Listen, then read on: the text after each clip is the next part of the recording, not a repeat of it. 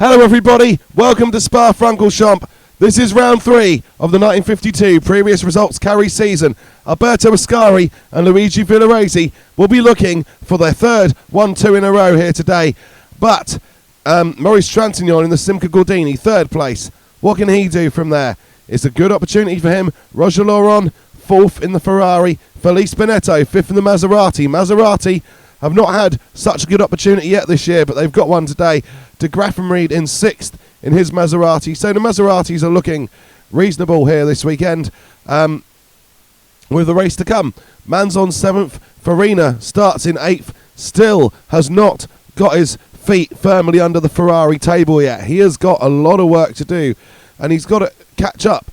And that means advancing from his position to get his first Ferrari points, because I know he had a bad Alfa Romeo last year, but having been so close to the title in the first season in 1950, you'd expect more from Farina, that's for sure. Taruffi, following his incident and retirement from the American Grand Prix, he is only 12, so a lot of work to do today for Piero Taruffi if he wants to move forward.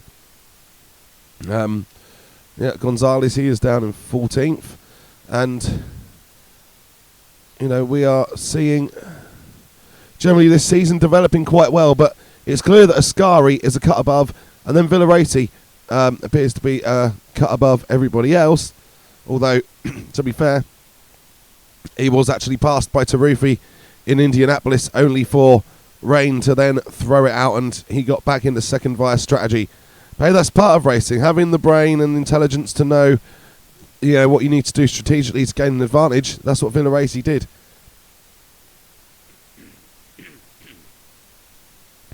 So here we go then, Ascari on pole position, ready to go. Be interesting to see who gets off the line quickest, and the Villoresi and Trintignant also there on the front row. Here we go then. So Villoresi makes the best initial start, but Ascari is starting to gain traction now, and he pulls across into the lead. Villoresi trying to hold on to second place ahead of Trintignant, who is right there, but he's very unstable, and this is going to blow his third place, and he's taken Laurent with him. Roger Laurent, who's had a good start to his Formula 1 career, the Belgian, he comes to his home Grand Prix, and he is wiped out, and he falls back quite a way, and that's someone else off. Benetto in the Maserati, so already a blown opportunity for Maserati. Look at Walton up to 7th, Behra there, Fischer up to 4th. Don't know where Taruffi is, but Ascari leading Villoresi, and Villoresi is staying close to him, very close to him indeed. This might be an opportunity to stop Ascari winning 3 races in a row today. There is a simcagordini in third, but it's not mauricetrintignant. We'll find out which one it is in a second. There's Villoresi, you know, he is having a look.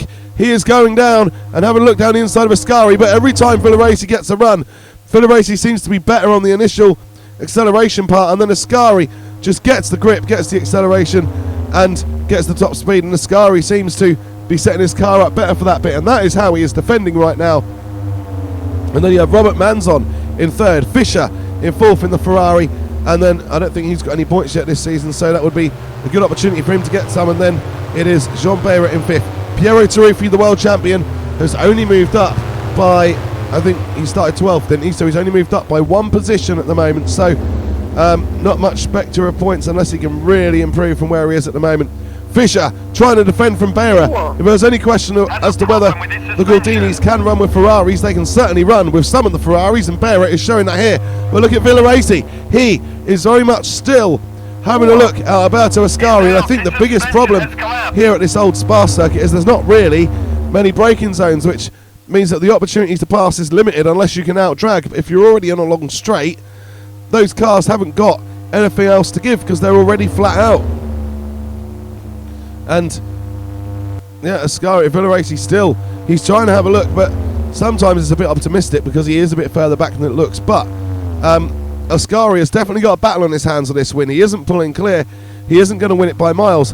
He is going to have his teammates' attention for the duration of this race, I think. And Villoresi only needs to get one thing right that Ascari doesn't, and then Villoresi can have the victory in this Belgian Grand Prix. So we'll keep our eyes peeled because it is not decided yet. Same with Fischer and Behra. That is not decided yet either. And Andre Simon in the second Ferrari, not the second Ferrari at all, the full Ferrari, is there and looking to get through. Roger Laurent has recovered to 7th place, but he's not in the points yet. We've got Gonzalez, he's running in 9th, and Taruffi now up to 10th. But the world champion is pointless so far this season, and it looks like it's going to remain that way here today in Spa, unless all hell breaks loose.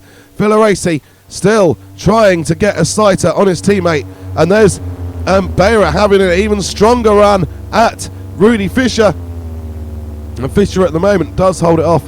Been promoted to the Works Ferrari this year as a reward for his sterling performances in the private one last year.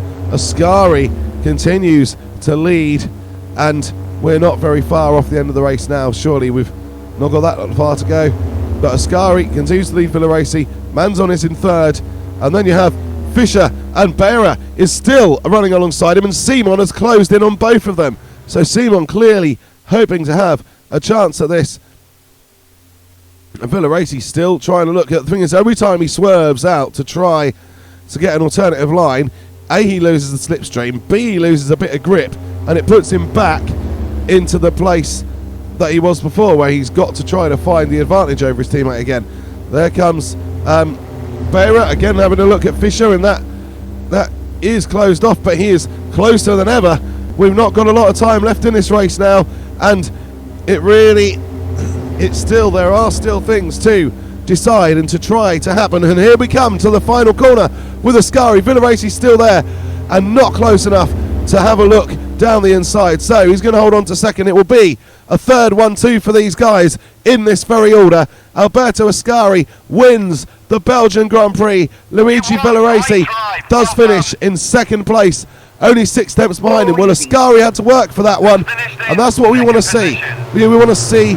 I don't mind if a driver wins every single race in the season, as long as we see them have to fight for it. That is the thing, and today we did see that.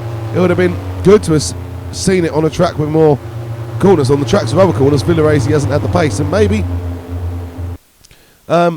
just the straights today made it easier for Villoresi to go for it. But you know, we'll see in the coming races. So Alberto Ascari wins the Belgian Grand Prix. Luigi Villoresi, he finishes in 2nd in that 2nd Ferrari. Robert Manzon gets the simcagordini onto the podium. Not their first podium this year, but again a good performance. Not able to match the first 2 Ferraris, but comfortable ahead of rudifischer. And then jeanbehra right up behind Ferrari number 3. Wasn't able to pass him, but gave a good account of himself and his car nonetheless. Pierotaruffi, the world champion, he finished down in 9th position. So a little look at the World Championship then. Ascari leads it still on 24 points, 3 wins out of 3. Remember, we don't do any best results count on this channel. We do all points. So, so Ascari looking good, looking happy and comfortable there.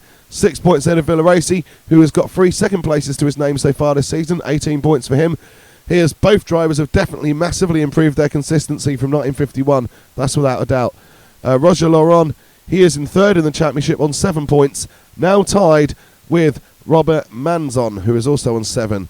Mauricetrintignant in 5th on 4, jeanbehra in 6th on 4. So those simcagordinis having a very neat and tidy season. They're not Ferraris, but they are a good car to have. If you can't have a Ferrari, that is the car you want this year.